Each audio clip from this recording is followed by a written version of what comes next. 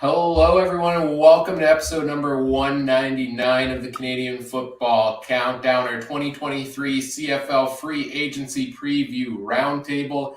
Yes, CFL Free Agency kicks off next Tuesday. The negotiation window has opened. There's been a flurry of activity already. There is a lot for us to talk about here. We're going to break down everything that's been reported over the last couple of days, go through all of the pending transactions here, and talk about some major impacts around the CFL. I'm Ryan Coop here, joined this evening, first of all, to my right here on the screen, the great Adam Stewart. Adam, how are you tonight? Hey, I'm doing real well. Going to be getting ready here for a real busy weekend. So, excited for that. And right after the weekend, we got CFL Free Agency. This is a crazy time of the year. Yeah, it is. We've got a couple people in our live chat. We are live on a variety of platforms thanks to our presenting sponsor, Game Time TV, which you can learn more about at gametimetv.ca. Brian's in the Facebook chat saying, geez, you're wearing a Ticats hat, Adam. I don't think that's a Ticats hat, is it? No, that's not a Ticats hat. That's a hat of my senior, I guess our town here, senior hockey team out in Saskatchewan, the Theodore Buffaloes. And if I'm not mistaken, I think we've got a new fan from the fan club from Winnipeg now, I see. Hey, Trey? Those name, image, and likeness checks, man. I'll do anything for $1. So, I'm a... Yes. He employs Trey as a social media influencer. So that's where the money is, man. That's where the money's at these days.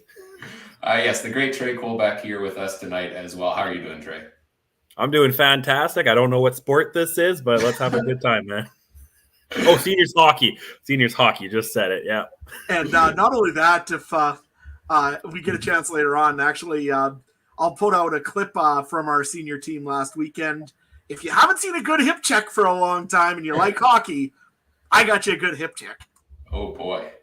Yes, love getting those videos, of course, always as well. We get insider access to everything Theodore Buffaloes. It's great. And we're here bringing you, air quotes, insider access to everything CFL as it goes along. I mean, we have no inside info. We're just going to be discussing what's been reported by the true insiders around the CFL as we go through things this evening. But before we go any further, I do want to acknowledge that the Canadian Football Countdown is brought to you from Treaty 1 territory, traditional territory of the Anishinaabe, Cree, Ojibwe, Dakota, and Dene peoples, and the homeland of the Métis Nation, as well as from Treaty 4 territory, traditional territory of the Cree, Saulteaux, Dakota, Lakota, Nakota, and Métis Nation. Now, CFL Free Agency officially kicks off February 14th at, I believe it's noon Eastern time. And if you haven't heard already, we've been hyping it up on social media. We're going to be live for 8 hours that day. What more fitting time to have episode number 200 than when we have an 8-hour live show planned? 9 a.m. to 5 p.m. Central Time. We'll be live on whatever platform you're currently watching this. If you're listening to the podcast after the fact, go subscribe on YouTube, search the Canadian Football Countdown there, or on Twitch, Facebook, Twitter, you name it. We'll be live 8 full hours covering all of the events from the day as they go down.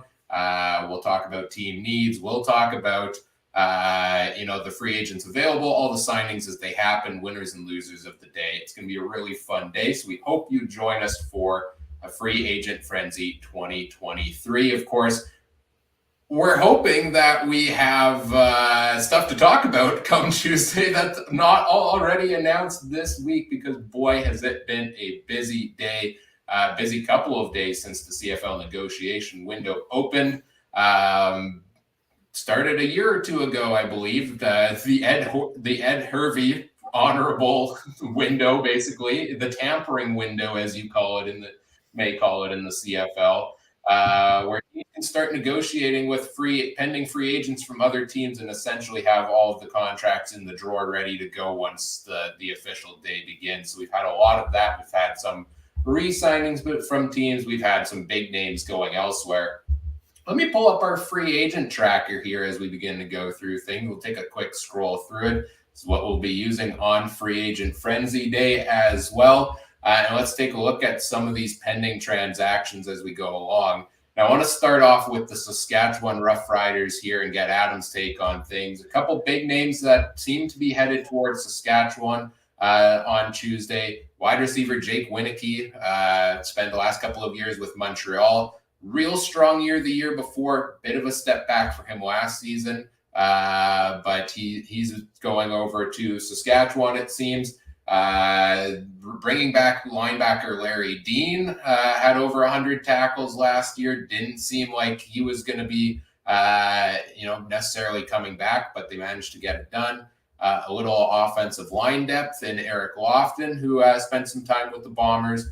And then if we keep scrolling down here, the big one, quarterback Trevor Harris signing to a 2-year contract, supposedly, with the Riders next Tuesday. Didn't end up going back to Montreal. The situation there soured with him there. The Riders bring him in. Adam, take us through these moves that are on the horizon here for the Riders. Well, first of all, I want to say that I'm really excited about becoming a part of the Saskatchewan Alouettes. It seems like it's going to be a very good fit for everybody here.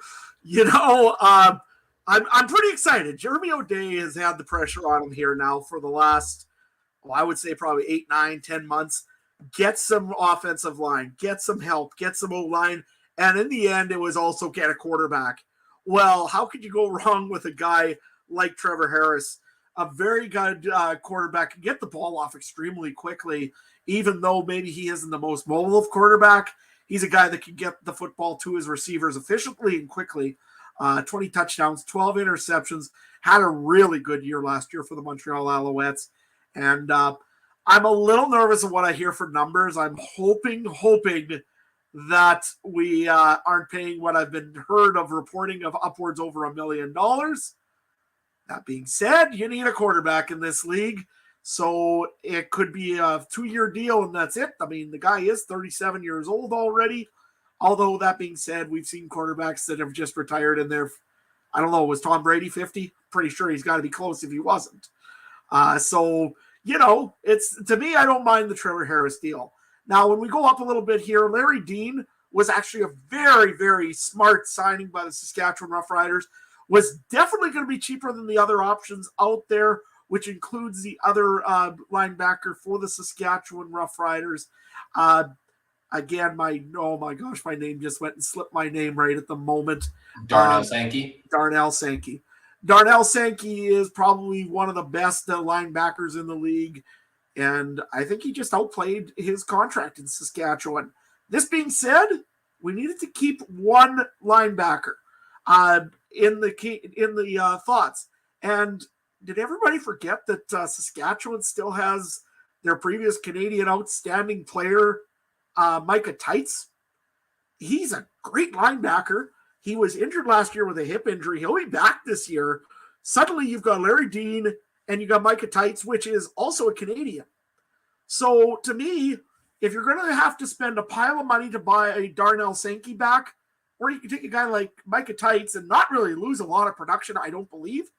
I'll take Micah Tights any day, and Darnell Sankey will get paid, and will get paid handsomely, and he's well worth it for another team that wants him.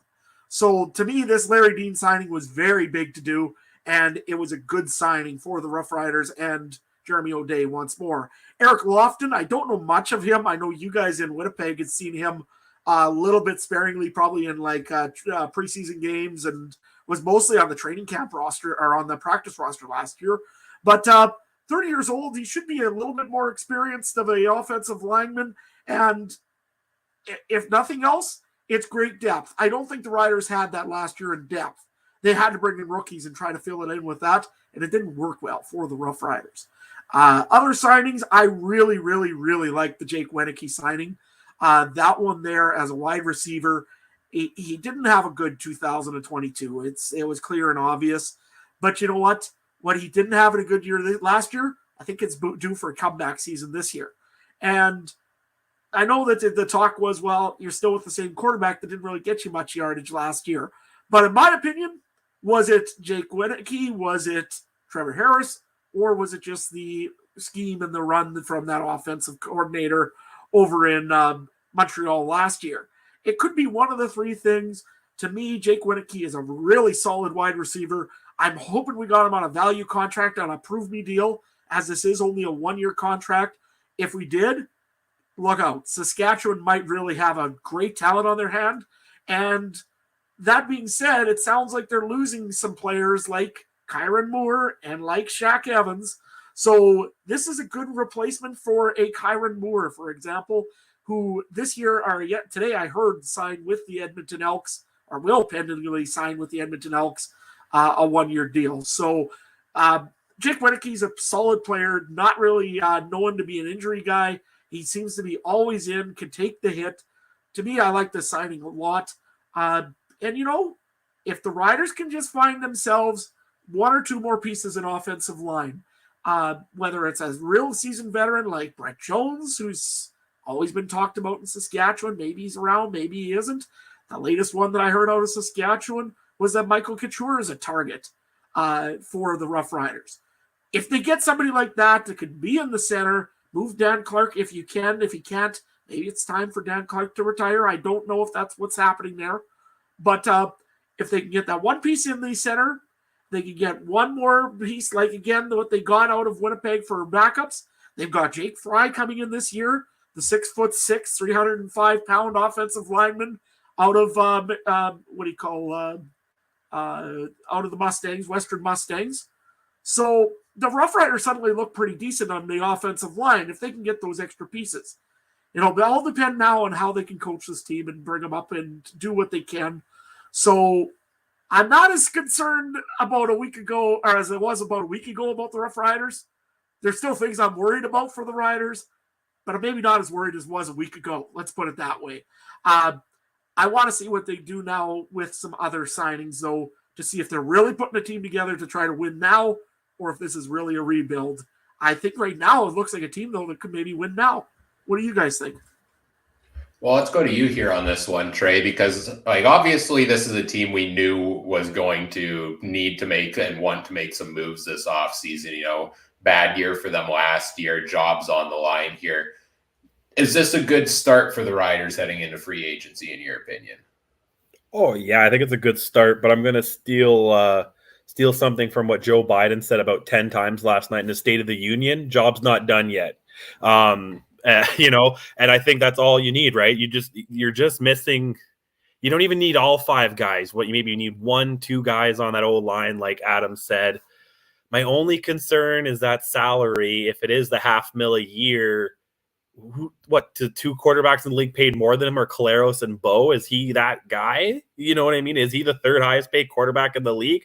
I mean, I guess so. If you look at the rest, I guess maybe he is, but that's kind of a scary thing at a different that's a conversation maybe we can have next week on Tuesday when we have 8 hours of fill to see is the league in a good place when Trevor Harris is the 3rd best quarterback in the league, so, or most paid anyway. But yeah, I'm feeling a lot better.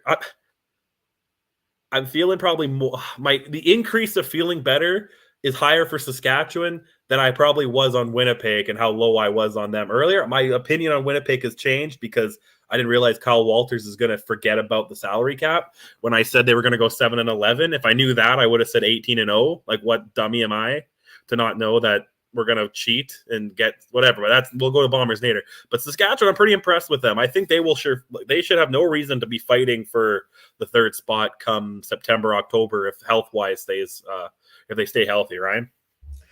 Yeah, Trevor Harris, at this point in his career, 37 years old, he's declined, I feel like, a little bit over the past couple of years. Trevor Harris is not the guy I would necessarily want to hedge my bets on to, turn things around after a disastrous season last year. But at the same time, I think he's the best option that was available to the Riders to do so. If we go and take a look at the available free agents still at the quarterback position, I mean, you've got McLeod Bethel Thompson, who's either going to go to the States or back to Toronto, supposedly. Then the next top real, starting caliber quarterback is Cody Fajardo, who you've deteriorated your relationship with at this point, and he's probably not going to come back there. So I think Trevor Harris was the best option available once they couldn't get Bo Levi Mitchell. I know there's been talk of, trade targets. Dane Evans, I mean, with Bowen and Hamilton and Matt Schultz in Hamilton, like Dane Evans is going to be let go at some point. Could that have been a direction that Saskatchewan goes there potentially? But I'm not a huge Trevor Harris believer at this point in his career. But at the same time, one thing I will give him credit for last year was he did a decent job of managing the game, right? He was a decent game manager role, and that could just be what the Riders need. Their offensive coordinator is their running back coach from last season. So if we're thinking, more of a run-heavy game leaning on Jamal Morrow, Frankie Hickson, well, then maybe you just need a guy like Trevor Harris to go through and manage the game, not turn the ball over and get it done. As long as the offensive line is turning out pretty well, I think he has an opportunity to thrive there. The contract's big, but kudos to the Riders for getting ahead of themselves here. Good, solid quarterback, solid wide receiver, getting some linebackers back, making some moves along the D line to bring some key guys back. I think that I think it's a good start in free agency. I want to see where it goes from here, given all the pieces that are departing. One thing I just wanted to bring up, looking in the chat here. Chris, you got on there. Come on, Adam. Trevor Harris for his last two teams he played for were garbage, Montreal and Edmonton. He wasn't that bad in Montreal, in all honesty. 4,100 yards. You look at the next option, which would be essentially Cody Fajardo had 3,700 yards.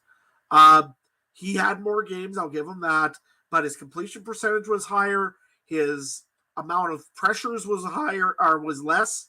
And I've looked at this one, his efficiency rating, and Trevor Harris was 95 and Cody Fajardo was 90, was your quarterback efficiency rating. So, you know what? I mean, is it a lot of money? Absolutely. This is a lot of money for a 37-year-old quarterback that really has not proved a pile of things in here. But as you guys said, he's the likely the third highest paid quarterback in the league. And right now, he's probably the third best quarterback in the league. It sucks because we lost a guy like Nathan Rourke, who could have upset the apple cart with how contracts were made, because he was worth a pile of money. And yet Trevor Harris is going to get paid this year because he is one of the only guys that's really around that could be signed. I mean, like I say, if Levi Mitchell would have went to free agency, I would have been really wondering what Saskatchewan would have offered him.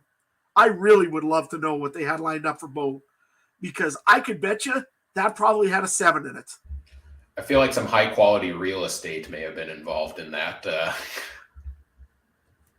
Fair enough. All right, guys, I got a question for you guys. I just saw that on the screen. You got the two ex-Montreal quarterbacks up there. Who has a better 2023, Vernon Adams in BC or Trevor Harris in Saskatchewan? Assuming they all stay healthy and the teams are fairly, I'll go Vernon Adams in BC. I think, it wasn't flashy when he came in late in season, but he also came in midway through the season, had to learn a whole new playbook and jump right into it, halfway through the season there in BC. He's got a heck of a talented crew there with him. Dominic Rhymes, Lucky Whitehead, Keon Hatcher. I know that, Brian Burnham is retired, but could we see the Lions bring in, another big name receiver to supplant that? So, I'm going to say that. I like the offensive scheme there a little bit better for BC. Saskatchewan's just so many unknowns for me right now. If they come out and sign 3-4 top offensive linemen, then I might go and say Trevor Harris has the better season. But as of right now, I'd hedge my bets on VA. Yeah, I'm pretty much the same way. If Saskatchewan all of a sudden gets a Brett Jones at center, or gets even Michael Couture or somebody else in an offensive line that is really, really strong, you're right. I'd probably change my bet to Trevor Harris, because I think the Riders' run game is going to be way better than BC's this year. And that means it takes a lot of pressure off of the quarterback. But that being said, if it's just quarterbacks and it's right now, I've got to say Vernon Adams is probably going to have the better season. No, that's just crazy. And then that's my point. And Harris is probably getting, 200,000 more this year, or 100 and some, because I think Vernon Adams re-signed, and I don't think it was as much. So That's just, it's just because the touch on what FM fan and the chat's talking about. It seems the money this year is unreal. Like it just opened up with, and I don't know if it all started with Lawler 2 years ago, which I know we're going to come up to here in a little bit with the Bombers, and Bo getting money for being his age, and Caleros, and now all these guys are wanting big contracts, and I'm like, how is this? Even some of the teams, how is this all fitting under the cap, man? So it's crazy, but I guess cap doesn't need to be a thing till May or June, right? So, but. Yeah, and the numbers seem to be going up and up and up. You're right. We just had who was it that was the highest paid offensive line? Drew Desjardins signing is the highest paid offensive lineman. Around $250,000. We talked about that on a previous episode. Now we're seeing all these wide receivers coming in at some big money here as well. Guys are getting paid, and it's exciting to see some of these guys other than just quarterbacks, get the money that they deserve, because normally it's 500,000 goes into the quarterback, and okay, we're talking under 200K for other guys who are delivering just as much. So that's a good thing, I think, to see. It's interesting how teams fit into the salary cap, and there's a lot to talk about here with free agency. Yeah, Tim White apparently asking around 240,000. We're going to talk about the Ticats a little bit later on. I see a couple mentions, a couple questions about them here and what they're doing. I'm excited about what they're doing.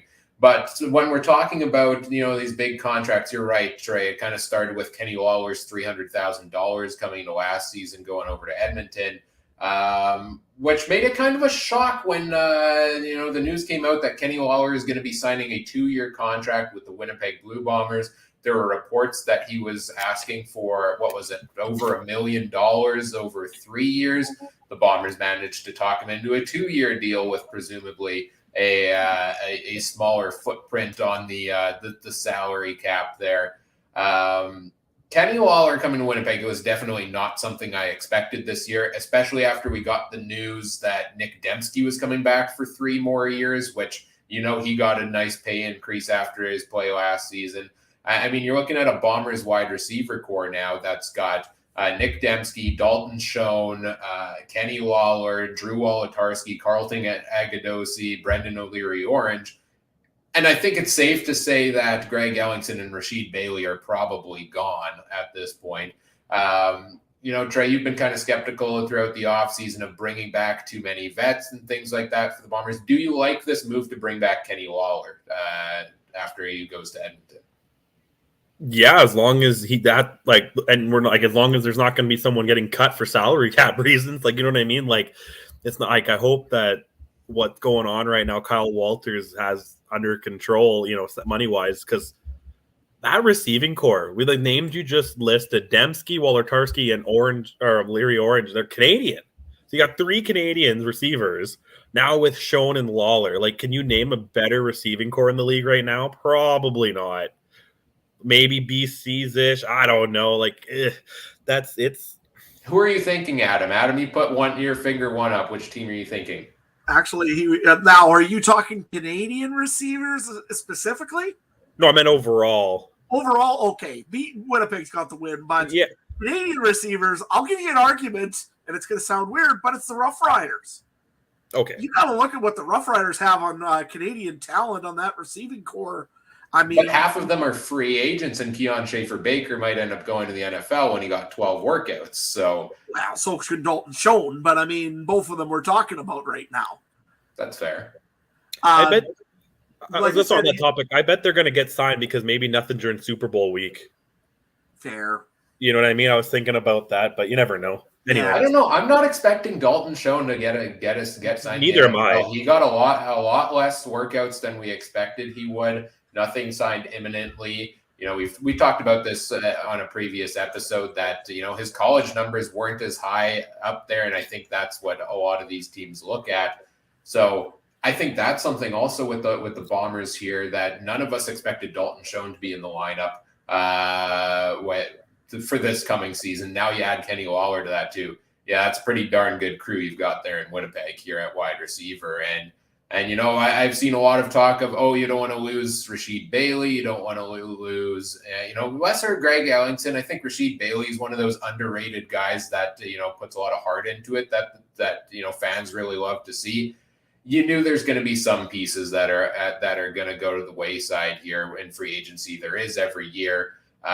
In terms of talent, though, there's no denying that they've done a good job here of setting themselves up at this position once again for Zach Collaros after giving him the big contract. Right. And the reason I was so down on them early, because I was expecting their receiving core to be maybe Dembski, shown if he doesn't go to the NFL, Ellingson, because they can't bring Ellingson back to fit under the cap. Maybe you have to lose Bailey or somebody like that. I didn't think they're going to have all of this talent. Like, to me, those guys, if Lawler's getting 200 and something, Dembski must be getting that. And then Schoen, I know he's on a rookie. I don't know where I'm terrible at math, and I don't know how you're fitting this under 5.4 million right now, or whatever it is. Well, it's welcome to Winnipeg, where we'll sign the players and this cap don't matter. You know what I'm looking at, though, that I'm really impressed about with the Winnipeg Blue Bombers receiving core. There's one player that says 30. Everybody else is right in their prime of receivers. I mean, you look at the talent on this thing. I mean, 70+ reception percentage is pretty much the norm on the sheet. Receiving yards, I mean, Kenny Lawler had half a season essentially, or a little more than half a season, and still had just about 900 receiving yards, still on a poor Edmonton team. I mean, that's a very, very talented and young Winnipeg Blue Bombers receiving core.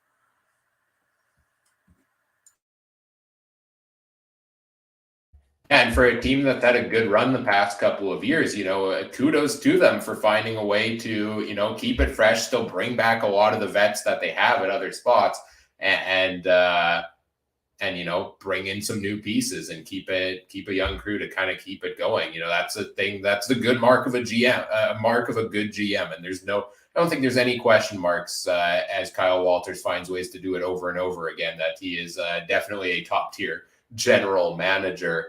Any other thoughts here on the Bombers, or should we move on to talk about another team here, guys?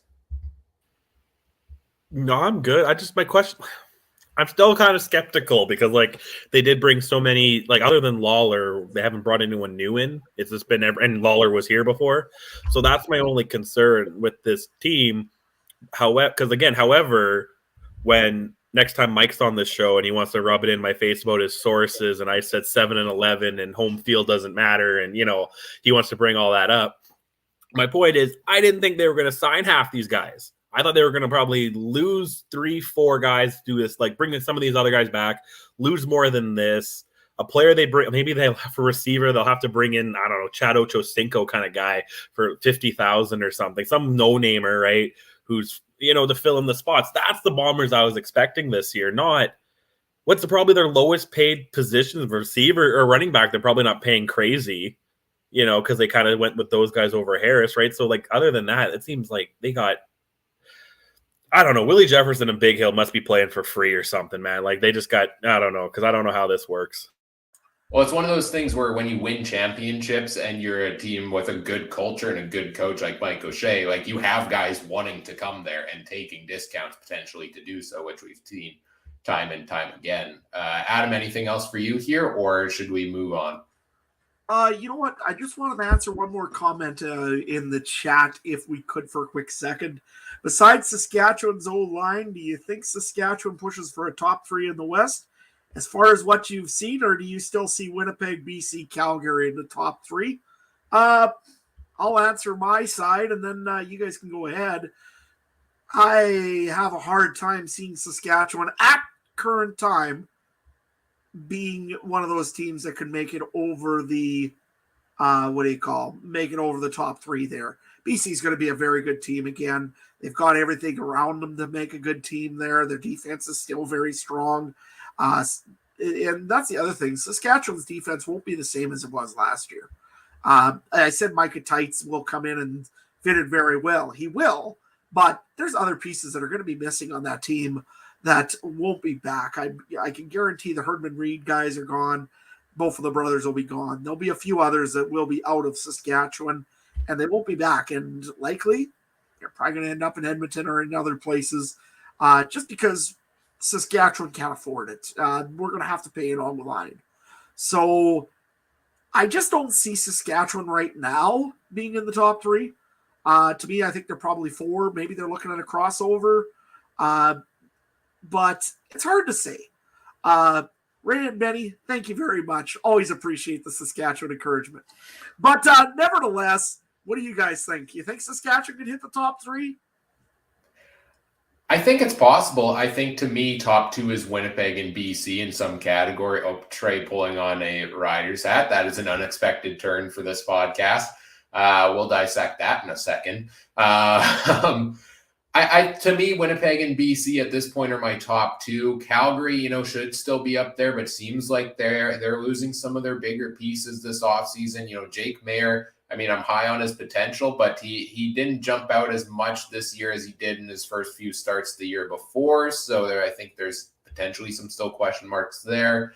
Who knows where to place Edmonton, because Chris Jones always has a terrible first year and a really good turnaround after that. And he's starting to put some pieces together there in Edmonton. So I'm thinking, could Edmonton get a bit better here? I think the Riders, if they improve that O-line, can get better. So I don't know. I have those top 2 teams, Winnipeg and BC, as of right now. And then it's kind of a toss-up for that 3rd spot between the other 3. Trey, first of all, tell us about the Riders hat, because you bleed blue and gold. This is an unusual look for you. Yeah, but I try real hard to be neutral on this show, guys. Real hard, but once I step inside IG Field, then it's, it's all off. But I'm going to go and say that, sorry, I'm just looking here. Make sure, Adam, you're free either Saturday, November 4th or Saturday, November 11th, because the Saskatchewan Roughriders are going to be hosting a playoff game. Ooh. Yeah, I think, yeah. I don't know. I don't really have much feeling other than that little thing inside my head that says put it all on red is just saying put it all on green right now. I don't know why. But well, remember last year when you said put it all on red, it was a West crossover for the Ottawa Red Blacks. So that's going to happen this year. That Saskatchewan's going to host the Red Blacks on November 4th. That's going to be hard to do when the Red Blacks win the division out east. Bold predictions. I'm sure some of those will come out during our 8-hour show next week as well. But we've gotten some comments in our live chat. We've gotten some questions about it. So let's talk about what the Hamilton Tiger Cats have been up to here, because they've been busy. They're hosting the Grey Cup once again this year. They've still got the drought. They're going to push hard to bring it home here. And that was obvious when they went out and traded for the rights to Bo Levi Mitchell and then signed him to the 3-year contract.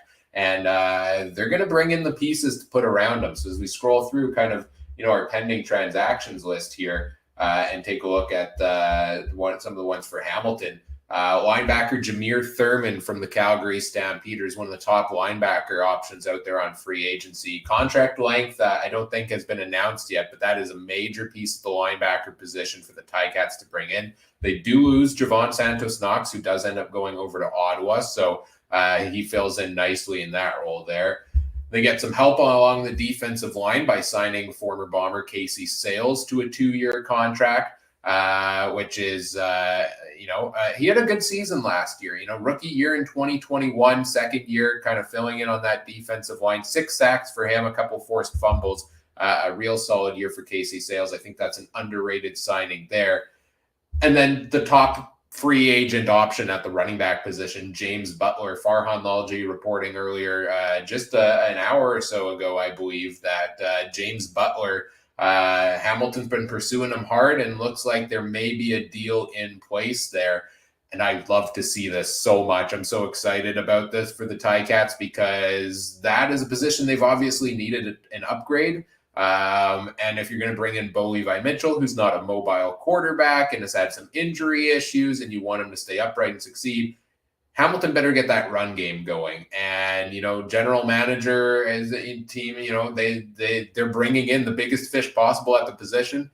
To me, now all eyes are on Tommy Condell of can you put together an offensive game plan that actually uses a running back? What do you guys think? Let's go to you here, Adam. Ticats getting busy here with signing other free agents. Also notable, they haven't really re-signed any of their own, right? Like Bo was the first domino to drop for them. Now they're going out, and it seems like they're overhauling quite a bit here. Yeah, no, and it's the one that they really needed to sign, they did. I mean, James Butler, I mean, if Tommy Condell ever heard of a running back, I mean, this one he should have heard of. He was pretty much a rock for the BC Lions all season last year, over 1,000 yards rushing, 7 touchdowns. Can catch the ball out of the backfield, doesn't do it much, but he can do it. This is a great running back for the for the Hamilton Tiger Cats. It's a big loss for the Lions, I'll tell you that much as well, because right now, I don't know who the BC Lions bring in for a running back. Although, again, when you go to the NFL style of things, it's another running back. You find another guy every day. So, that being said, I don't think you find a guy quite like what they got out of James Butler. Sean Thomas Erlington, I think he had a contract extension, if I'm not mistaken, earlier this week. So he'll make a great backup to James Butler as well. They've got some great talent in Hamilton. Their receiving core, though, is where I'm concerned. When you look at that last year, they had a few guys that produced, but not really the greatest. And then they lose people. They've lost, I believe, one to Edmonton already, one of the receivers. And, you know, I haven't heard of them pursuing it really anybody really much, except for one big name called Eugene Lewis out of Montreal. They need that big play receiver. That's what Hamilton's been missing all year, last year. They had, yes, Braylon Addison had an okay year. Pappy White had an okay year. Don't get me wrong. Those guys were okay. Anthony Johnson came in late. He had an okay game as well. But they didn't have anybody. First of all, injuries hurt them quite a bit. I mean, you look there, 8 games, 18 games. Only one guy played in full 18 games. Other than that, not really much out of there. Even the other one, their wide receiver, their one big signing of number 1 draft pick, Jake Burt.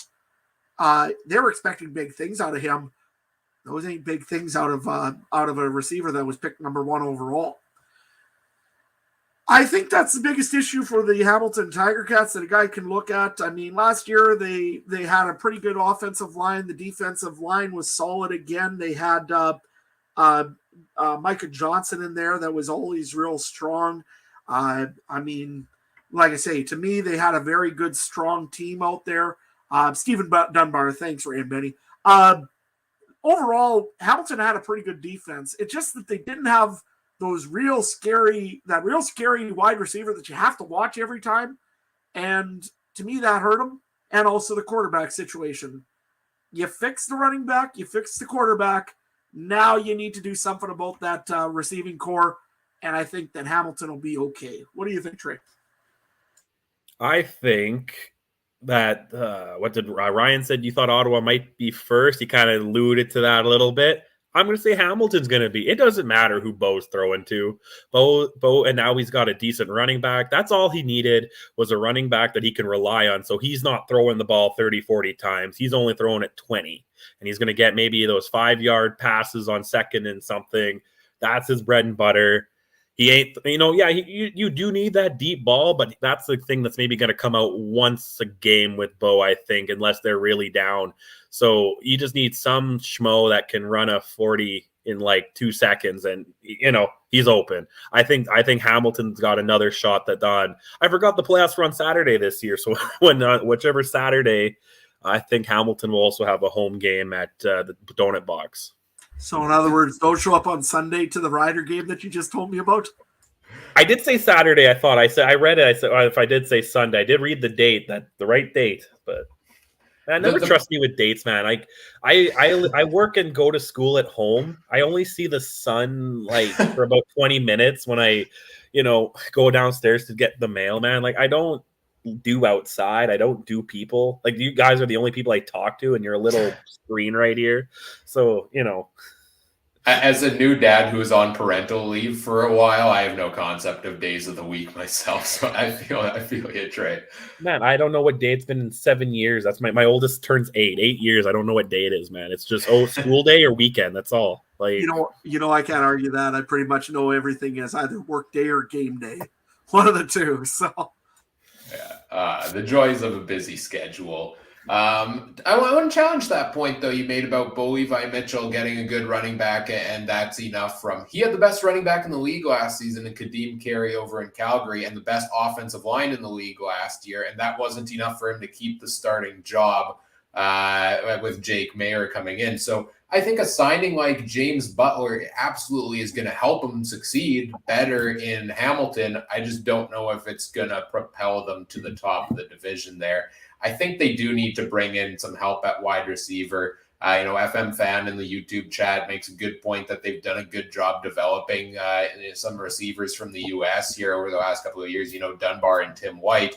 And I think they have some younger pieces here that they can do that with. A guy like Keandre Smith, who's only 23 years old, had a couple decent games there. I think you still need kind of a balance of that, though. You need a couple guys like that could have those breakout years, and you need those big name players. And at this point, with all of his injury troubles, I don't know if Braylon Addison's the only guy I want to lean on for that. So I can't get the job done with Tim White, which would be sad because he was the focal point of their entire offense, in my opinion, last year. A bit disappointed there. Then I hope they go out and get one of those big fish like a Eugene Lewis.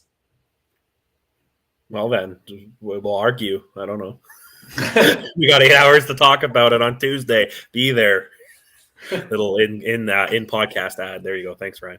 You're welcome. It's not even on pay-per-view. I mean, you could probably get a real good deal on this. Man, if they put that slap league on pay-per-view, I'm sure we can get on there. We're better than that. So the Ticats making a. What's that, Adam? I don't know where we got into the slap league, but okay. I don't know. I just pay-per-view, man, and I don't know. Well, the Ticats, they're making the moves. They quarterback, running back. They've made some defensive moves here as well. I think wide receiver is one of those positions that everybody has their eyes on for them. But if they keep it, it's good to see them making the moves to try to push for when they are hosting that home playoff game. And that's what we expected them to do, right? Is put their best foot forward here. And hopefully they do it in a way that doesn't mortgage their future, so to say, right? Like hopefully it's not, okay, we're going to load up on every veteran here and then not develop those young receivers that we've just been talking about here on the roster for the Ticats. Let's switch over to another team here as we go back to our pending transactions board here that, we just talked about a team that's really trying to push to contend this season. Let's talk about a team that's clearly in a rebuild and I think is making some good progress on it. I want to talk about the Edmonton Elks. We mentioned earlier, Chris Jones. You never know what you're going to get from good old Chris Jones coming into any offseason. I mean, heck, we just got a quote from him the other day saying, his least favorite part of the job was signing free agents and negotiating contracts, which I'm pretty sure is like a focal point of your entire job. So that wasn't encouraging. That's why he's got G. Simon. He's all good. I love Chris Jones, man. But to their credit, they've made a couple good moves so far. We just talked about Stephen Dunbar leaving Hamilton. He's going over to Edmonton on a 2-year contract there. Kyron Moore leaving Saskatchewan, going over on a 1-year contract. These are two explosive wide receivers that can make some big plays. Dunbar, 1,000 yards last season. Kyron Moore missed a lot of time due to injury. Didn't quite look the same, but he's been known to have some big games across his career there as well. Those are the only two kind of big moves here for the Elks thus far, but I think they've got a nice young team that could surprise some people this year. If Taylor Cornelius takes another step forward at quarterback, or Trey Ford even. Really excited to see Kevin Brown at running back after he only played 7 games last year and was stellar down the stretch. And then if we look at where they're at wide receiver now, I mean, Kenny Lawler's not going back to Edmonton, so they lose that. That's a big piece to lose there. Darrell Walker currently a free agent there. Will they bring him back is an interesting question. But what do you guys think about where the Elks are at currently, and where do you think maybe this team, as they continue to rebuild, should be looking? I mean, wide receiver Dunbar, Dylan Mitchell, Manny Arsenault for that veteran presence, Kyron Moore, and a couple of younger guys that fill that Canadian slot there as well potentially. I like what I've seen from the Elks so far, but I think there's still a lot more to go. What do you think, Trey? Did they let go Deron Carter, man? He's the best receiver on the team, isn't he? He was let go Oh, a while ago, yeah. That's fine. Okay, Edmonton's that team. I think I said after the Grey Cup in our Grey Cup show pretty adamantly that don't sleep on them. They're from the city of champions. It doesn't need to take them that long to rebuild or get going. And you got a guy like Chris Jones. We want to talk about forgetting about salary cap. I'm sure he doesn't have that number on his board anywhere. So, I think they're heading the right way. I think they got a good push from ownership and what everything. His name's escaping me right now. The new ownership there. Victor Cooey. Yeah, Victor Cooey. There we go. I was thinking of BC's. Then I wouldn't sleep on them. I did say Saskatchewan might have a home playoff game. At this point, I'll say anything to get a laugh. But Edmonton, I could see them maybe crossovering it because I'm not really convinced. Like the East, I think the top two teams in the East are going to be better. But we don't know about Montreal. And Toronto, I think, is a lot of question marks until maybe they figure a couple things out.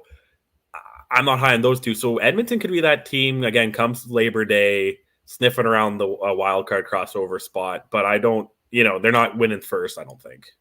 A couple of other guys that they have signed already because they were let go by their previous teams. Luches Purifoy, one of the top defensive backs in the CFL, going over to Edmonton, and AC Leonard on the defensive line, let go by the Riders and signed within 27 seconds by the Edmonton Elks. So the Elks making some key moves here already to improve their team. Adam, what do you think? Last year, I think the biggest issue that everybody always said was the rush defense. And you now got a guy like AC Leonard that can plug a hole pretty darn well. I think that they made some really great sightings here so far. Again, Luches Purifoy. I mean, they're signing a lot of the guys that were in Saskatchewan in 2018, so I kind of know a little bit about some of these. Ed Gainey, again, another good defensive back. You look at what this team has actually brought in. Alex Brown as well. I've heard of him. He's been a great guy. Aaron Grimes. Remember when he was in BC, he used to light it up with the BC Lions. So I'm very impressed so far what I've seen out of Chris Jones and what he signed with Edmonton. I think he still needs to work on a return game, unfortunately, for what happened to their kicker or to their return man. Christian Salisbury, again, condolences on that one.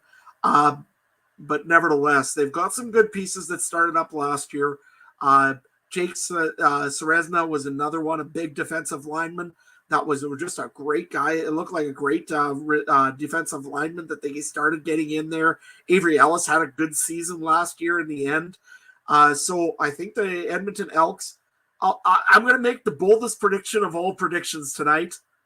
On February 8th, I'm going to predict that the Edmonton Elks will win a home game this year.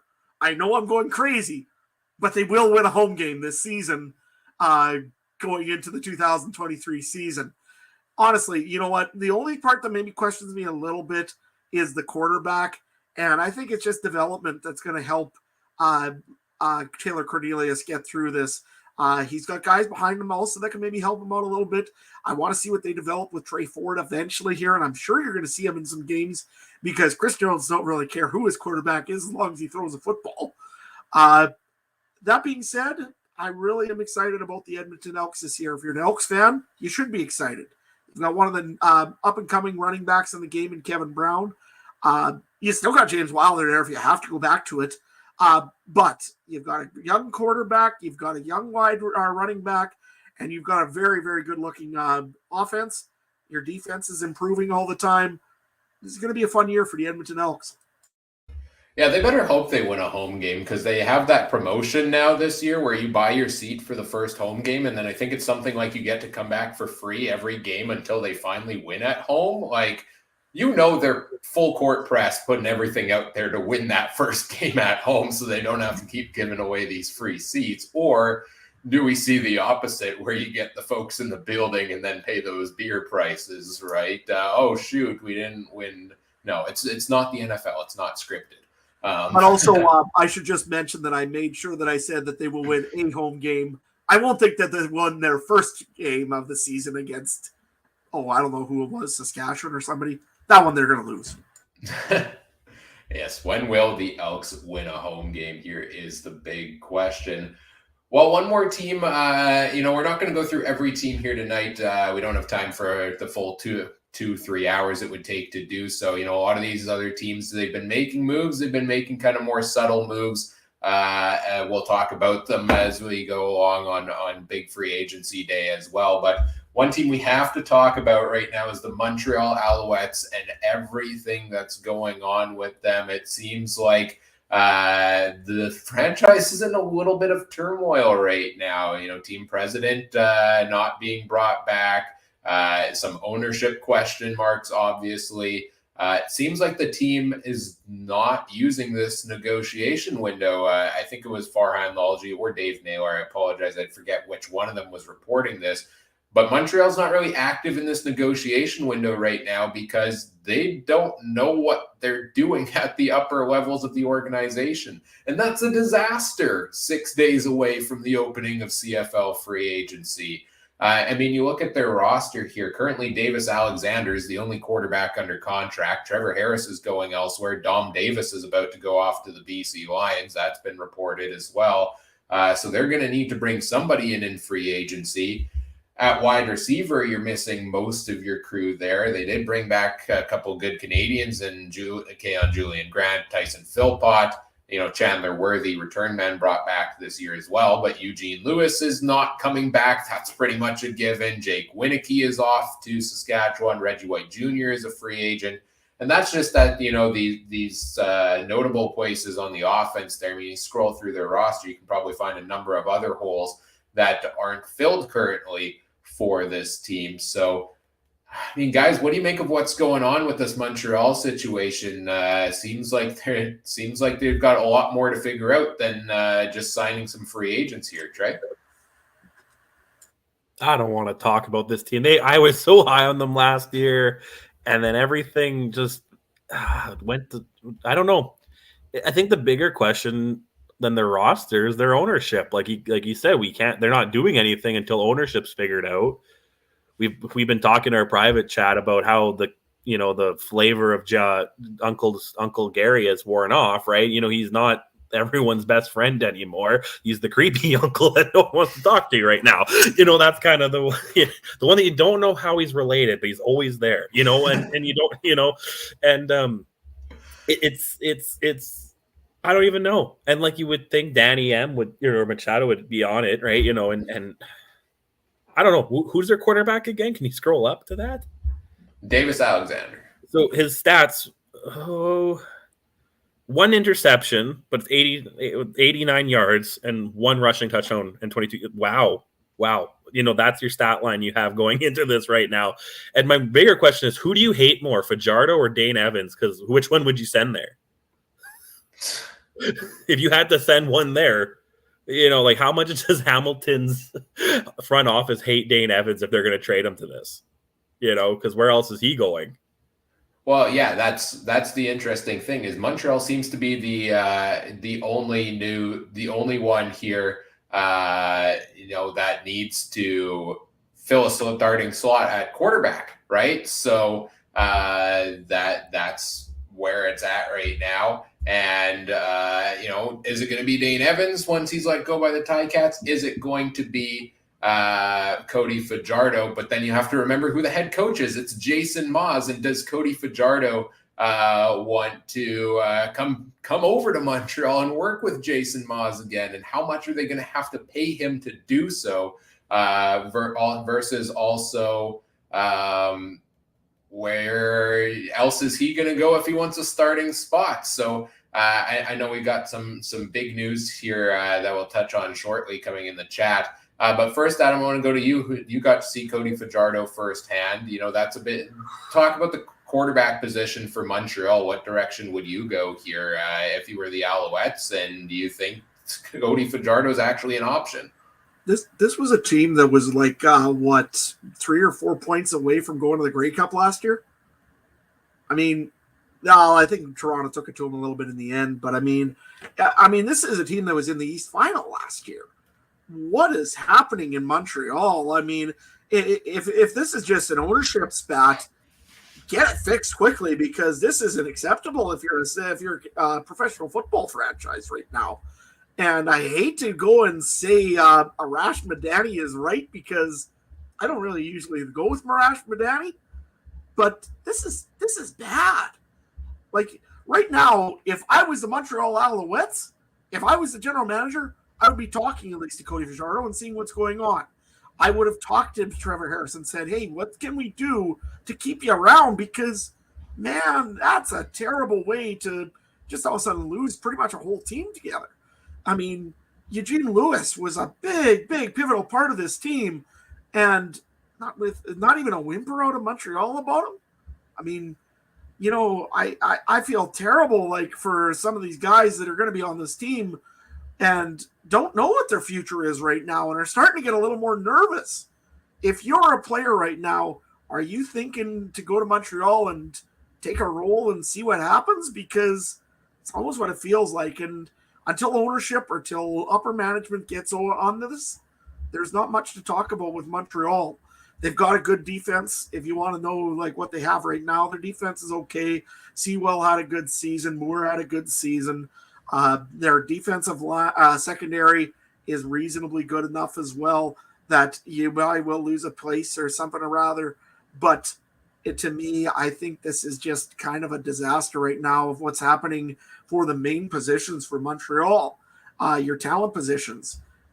Having one quarterback that's only played and had 89 yards all season, going to cut it, plain and simple. His contract expires next year. Are you going to go in there with that as your starting quarterback? And you're right, going for Cody Fajardo is a disaster for the Alouettes to begin with. I mean, you knew that him and Jason Moss was the guy that benched him. You're going to tell me that Cody Fajardo is going to say, I'm going to forget all of that, and I'm going to sign just a good, reasonable contract and go to Montreal. Something tells me no, that ain't going to happen. So, like I say, it starts with upper management with Montreal to get all that settled up. And then after that, you might have to come down to trade, to be honest with you, at this point for a quarterback. Because, I mean, unless Cody Fajardo signs for like a pile of money, I don't see it happening in Montreal. So, yeah, I don't know what to really say too much about him. Well, let's get into the big news that just dropped right now. Thank you to FM Fan in the YouTube chat for dropping it here for us. The great Justin Dunk reporting that the BC Lions have traded Canadian linebacker Jordan Williams to the Toronto Argonauts for a first-round pick, which is the 9th overall pick in the draft this year. BC didn't have a first-round pick. It looked like due to that Vernon Adams trade, so they get that pick back here. And Jordan Williams going over to the Argos. Let's take a look at his stats from this last season. 89 defensive tackles for him. A couple of forced fumbles there as well. He was the leading linebacker for the BC Lions, 28 years old, rookie year 2021. That's a big linebacker piece going over to Toronto in return for a first-round pick. Looking at what the Argos get at linebacker. They brought back Wynton McManus already. Now you slide Jordan Williams into there. Notable missing in their current linebacker slate is Henoch Muamba. Grey Cup MOP and MOC, who looks to be a free agent currently there. So maybe they think they're not able to bring him back. Maybe he's looking to go elsewhere, perhaps. Or if they can bring him back, that is a scary good linebacker core that the Argos are getting there in exchange for a first-round pick. So What do you guys think of this? Is this perhaps an Argos team that's just won a Grey Cup and feels like they're in win now mode, that they're willing to forego that first round pick? And do you think the Lions are a team? What do you make of them? Trying to get back that first round pick for one of their top key, still decently young players here. Adam, any thoughts? Curtis Rourke is next year, right? Yes. Or the next draft in 2024. Yes. Yeah, I don't know why BC would do this right at the moment. You know what? Here's my thing. The CFL draft, as much as we all love to talk about it and say who the first overall pick is, after 3 years, you don't remember who the first overall pick is because really they could be the CFL is pretty much, you don't know what's going to happen in a CFL draft. You might pick the best player out of the whole thing. We talked about Bird today for Hamilton. Hasn't done much. You talk about Josiah St. John in Saskatchewan. He was a first overall pick, if anybody remembers. Does he look like a first overall pick, like a guy from the NFL? Nope. So here's my thing.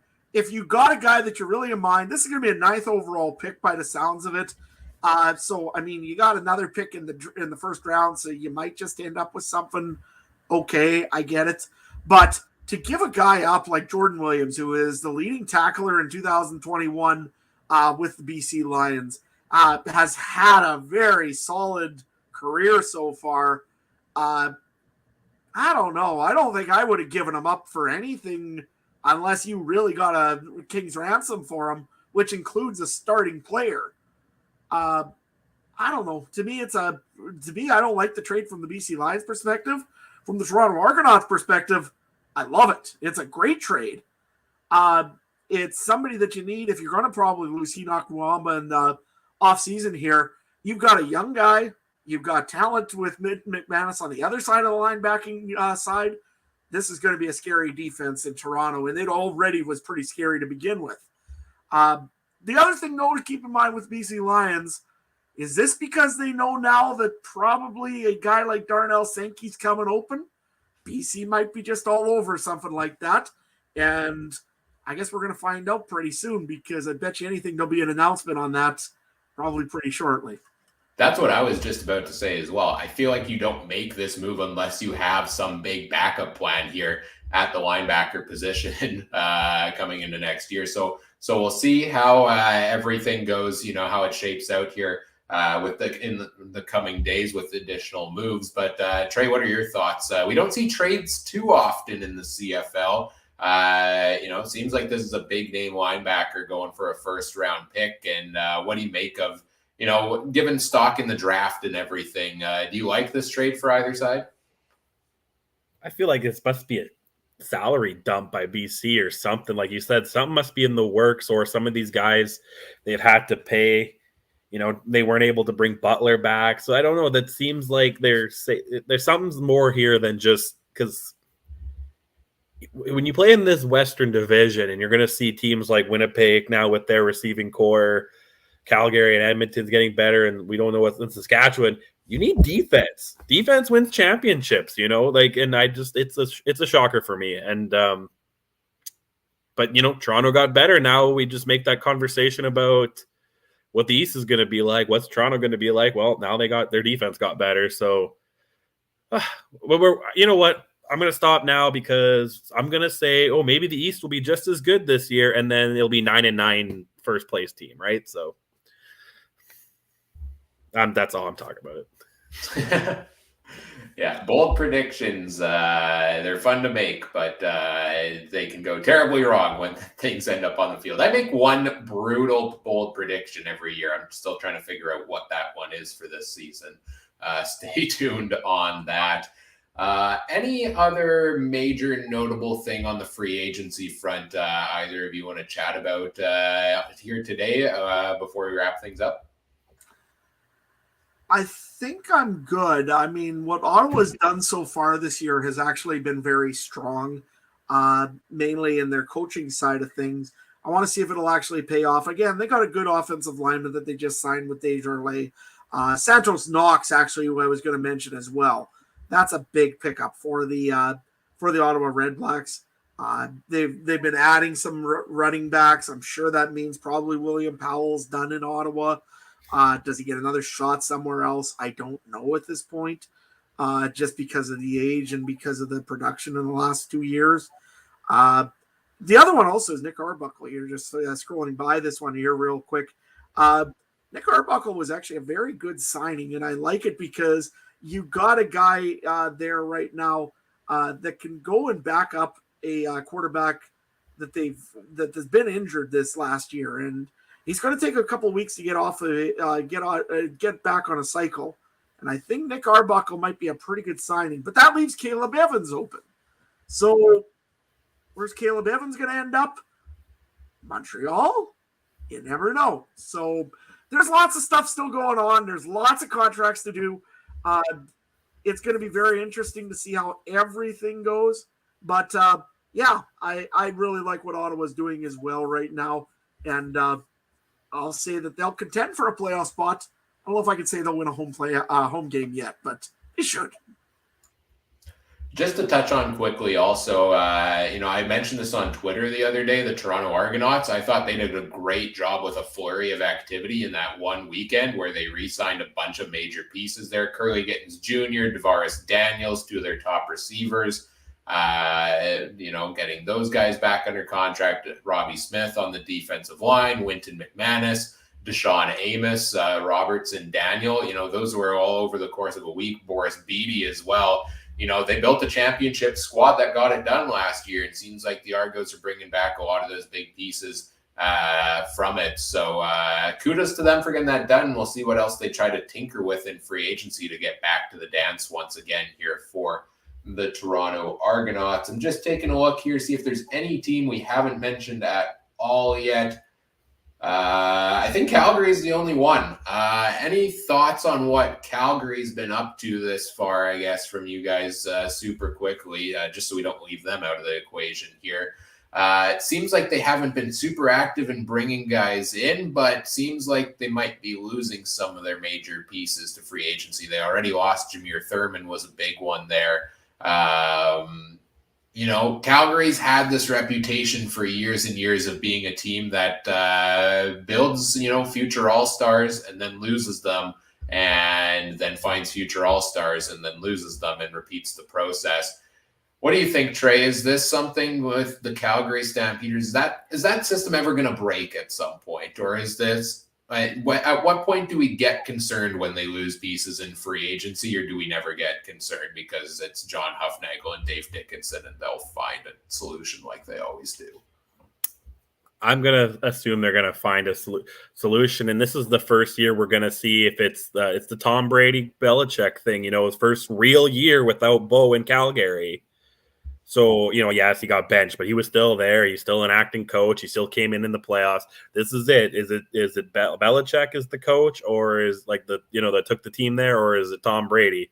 And I think we're going to find out, and I'm going to put my money on – I don't want to bet on against either of them. You know what I mean? I think it's going to be one of those things at the end of the year we're going to say who won. Was it Hamilton or Bo leaving, or was it Calgary that won? It's probably going to be a tie, honestly. And I don't know. I'm not too worried about Calgary. You know what I mean? Like, you can't bet against them. You're never going to want to bet against them regardless of what their system is. Right, Adam? No, that's about it. I mean, Calgary always seems to find the player when they need to find the player. They just seem to be a great scouting team, and they know where to find offense and defense when they need it. Two places probably that I would say maybe Calgary needs to look at a little bit in the offseason here was probably the defensive backfield. They did let a lot of passing yards outfield on them. So maybe a little bit of work needs to be done there. And again, Jonathan Moxley back there, that's a good anchor, but I think they just maybe need one or two pieces back there in the defensive backs just to go and protect a little bit better. And the other question I've got is still on the backup quarterback situation. I don't know if Jake Mayer has done enough to convince me that he's the all-star Top Gun guy that you need in Calgary. I look at a coach, though, like Dave Dickinson, and I say he's had Henry Burris. He's had he had Kevin Glenn. He even had Drew Tate there for a while, who was, until he got injured, was okay. Then all of a sudden, Bo Levi Mitchell, it was his project, and he brought him in and made a good quarterback out of any of those guys. So we know that Dave Dickinson can do magic with quarterbacks. I just don't know if Jake Mayer is that guy that you're thinking of. If he isn't, Tommy Stevens doesn't throw the ball very much. He's a running quarterback, scores a lot of touchdowns, aka touchdown Tommy. But that being said, my bold prediction would be tonight, if anything, Cody Fajardo may end up as a Calgary Stampeder. And that being said, that'll mean Jake Mayer has a very short leash. When you think about it, Fajardo has got a great offensive line in front of him in Calgary in this case. You've got a great running back. You've got a good receiving core in Calgary already. He might fit in perfectly there. That being said, does Calgary want to bring in a fourth quarterback and put Tommy Stevens back down to third? That means Chait Litton would be gone, and you're not developing really anybody. So, be very interesting to see what happens here. I see there's something else coming in here for Calgary. Ora Malde? Yeah, Folarin Orimolade, one of the top available, I believe, defensive linemen on the market. 6 sacks last season for him. Looks like he's not going to be back in Calgary. Danny Austin reporting. Thank you again, once again, FM fan in the YouTube chat for helping. It's very helpful. Folks send us the news as we're going on. We're checking, we're talking, we're looking at all of our different screens, trying to stay on top of the news. So thank you very much for sending updates in the live chat for people tuning in and joining in with us along the way there as well. So yeah, that's another big piece potentially for Calgary. And can they afford to bring Sean Lemon back with reports that he wants an increase there?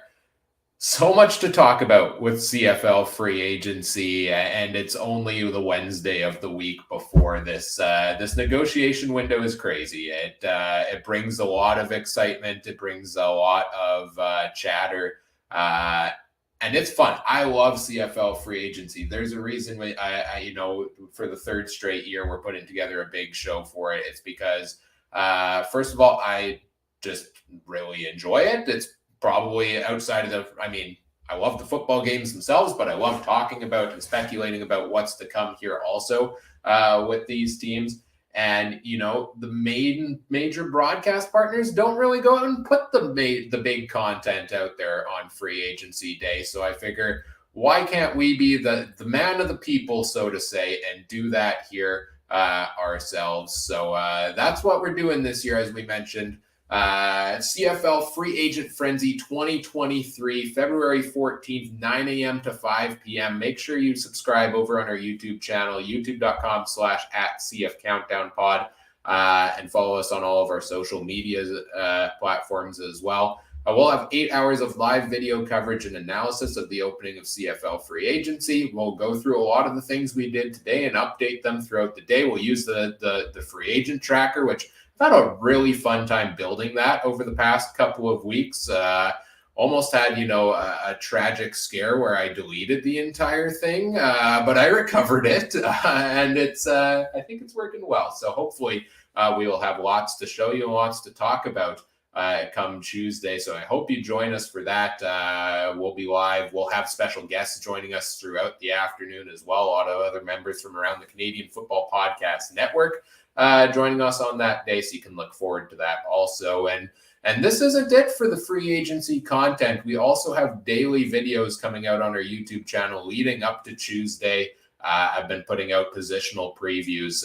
Quarterback and running back are up already. Wide receivers coming out tomorrow. Each day, look forward to another positional preview there, taking a look at the options available, the team needs, etc.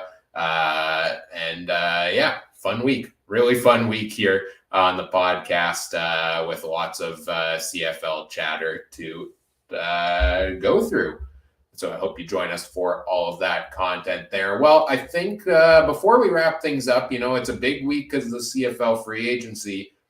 It's also a big week of football because down south, the Super Bowl is taking place between the Philadelphia Eagles and the Kansas City Chiefs this coming Sunday. So we got to, I guess, talk about that very briefly here a little bit. Trey, you're a big NFL guy. What do you think about this weekend Super Bowl? Oh, you said it twice, man. You know that term's trademarked, so now the podcast owes the NFL like $500,000, right? What did I say? Go and sell some green. You said the SB word, man. You can't use that. It's actually a thing. That's why you see advertisements always say big game, because they're going to get sued. But anyway, Roger Goodell's going to have this podcast down in a second now. Thank you, man. But I like this game. I like this game. You got we know them as Kelsey, but they're the Kels brothers playing each other. You got Andy Reid playing his old team. You got it's going to be a beautiful game. If you take the point spread at KC's +1.5, I'll take KC, but I'll also take KC to outright win it. I don't care what Patrick Mahomes' ankle is. I made a joke. He could be Lieutenant Dan, and he could still win the game. If anyone knows my Forrest Gump reference, there, he can still win the game. So, good. Ryan doesn't seem to have understood, so I might have just slid one by. So there we go. I don't watch movies. I don't understand. He's going to be Googling what this is after the show. I'm getting tired. I might go home now. But real quick, before we go on, I'll throw two prop bets I was looking at here. One is before the game, length of the national anthem in seconds from first note sung to last note sung, over under 127 seconds, which is also 2 minutes and 7 seconds. I'm going to say take the over. The national anthem is sung by Chris Stapleton, country singer who loves to hold out those notes. And you know that land of the free and the home of the brave is going to be about 60 seconds right there. So take the over on that. And the other one I have, this is my super duper triple play, which I'm going to talk about on Tuesday. So come, about a new wrinkle into the 2023 season for our betting podcast here. So 3 or more touchdowns, Travis Kelce. It's a long shot, but you get down in the goal line. $5 pays $185 right now on Cool Bet. So I'll take that. Plus the 3,500, whatever that translates into our other odds. So it's looking pretty good. Boys, what are you thinking about Super Sunday? Adam? Well, I'm just wondering what the bets were on a Kelsey winning a Super Bowl, if there's any bets allowed on that. Because somebody will do it, and I guarantee they're going to win. They're always a winner when you do that. You always bet on a Kelsey. That's all I could say. You know what? Honestly, I haven't watched a whole lot of NFL playoffs here. I mean, I caught bits and pieces of it. I know that both teams were 16-3. I know that both teams are really exciting teams to watch. Patrick Mahomes is one of those quarterbacks that might be the next Tom Brady for all we know, because he has done a lot of great things in his career so far. Philly's a good young team. They've come up from where they shouldn't have been. I mean, a couple of years ago, everybody was writing Philly off and saying, what in the world is this team ever going to do? They got themselves a great quarterback. They've done well.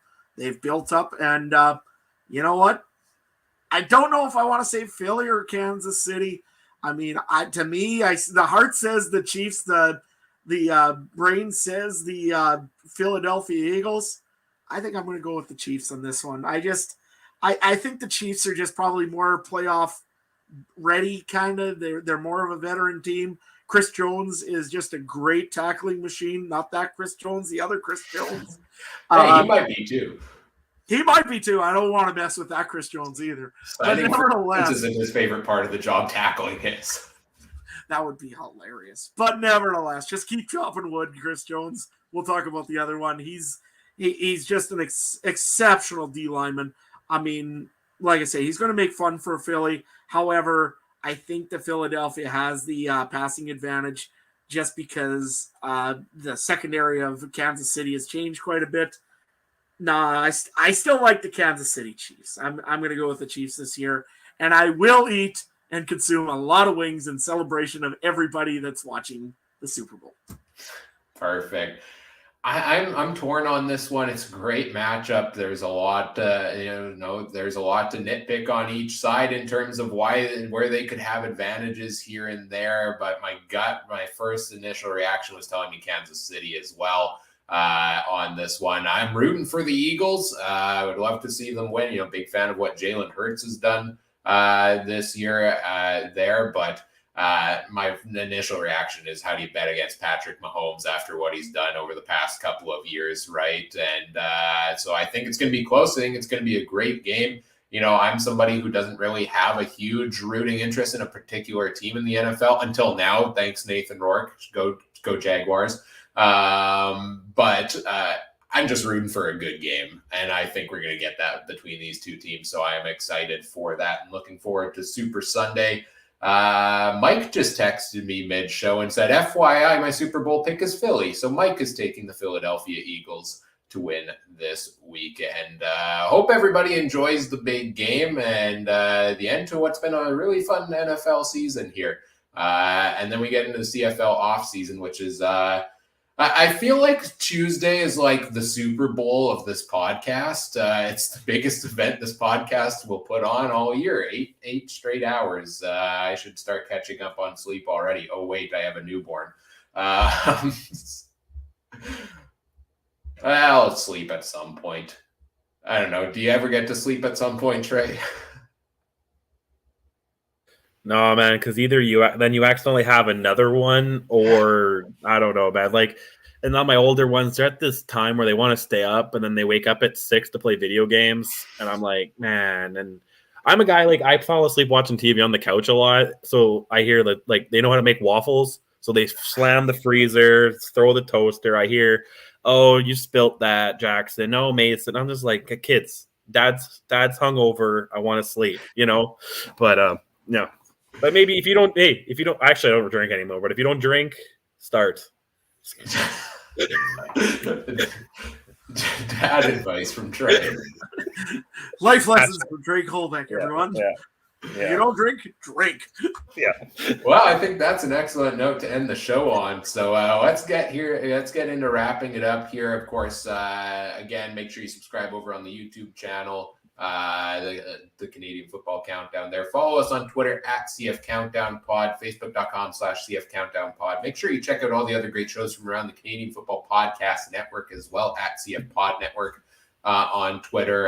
Again, a lot of special guests coming from there on our show on Tuesday. So look forward to getting their insight on everything as it goes down. You can find me on Twitter at CooperTrooper42. I don't really tweet much. Most of my tweeting is coming from our official account, which will have a lot of more updates on the free agency content as more signings come in over the course of this week. You can find Mike on Twitter at Mike Garrell as well. Quick shout out to Mike. Mike put on a big charity fundraiser hockey event this past weekend, the Michael Garrell's Can Play Hockey Classic for the Children's Rehabilitation Foundation. And I don't know the exact donation totals he ended up raising, but I heard the event was a huge success. There was a great turnout for it. I know Mike does a lot of big work with that every year, so shout out to him. That's part of the reason he hasn't been on the podcast the past few weeks. He's been busy planning that event. But he will definitely be here on Free Agent Frenzy Day. So look forward to getting his takes on everything as well. Adam, let's start with you. Where can people find you? Well, you can find me at Adam Stewart 1, or right now you can probably find me at Theodore Buffs more than anything right now, because I have been getting ready. We're in playoffs. We start tomorrow. First game is against the Manitoba team. So, that's always fun to have. But you know what? No, I'm going to be busy talking a lot of hockey here in the next little bit. Of course, I'm going to be following free agency just as close as everyone as well, because I think my team is going to be awful busy in free agency this season. It's going to be fun. So, hey, join me over at Adam Stewart 1, or you can join me at Farmer in Sask. I'm all over the place on any kind of social practically. So, hey, come and join me. Let's talk some hockey. Let's talk some football. And, go from there. Trey, where can guys find you?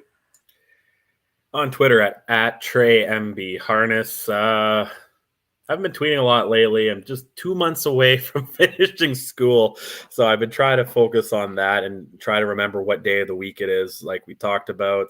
But I do post a lot of horse racing stuff on there. Can't wait for summer. It was been positives in Winnipeg temperature-wise lately, man. The snow is going. Get out of here. Want some green grass, man. Just, that's all, man. I'm good.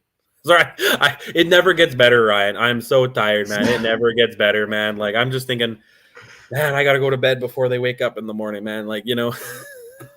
Well, you guys are encouraging me on one thing, I'll tell you that.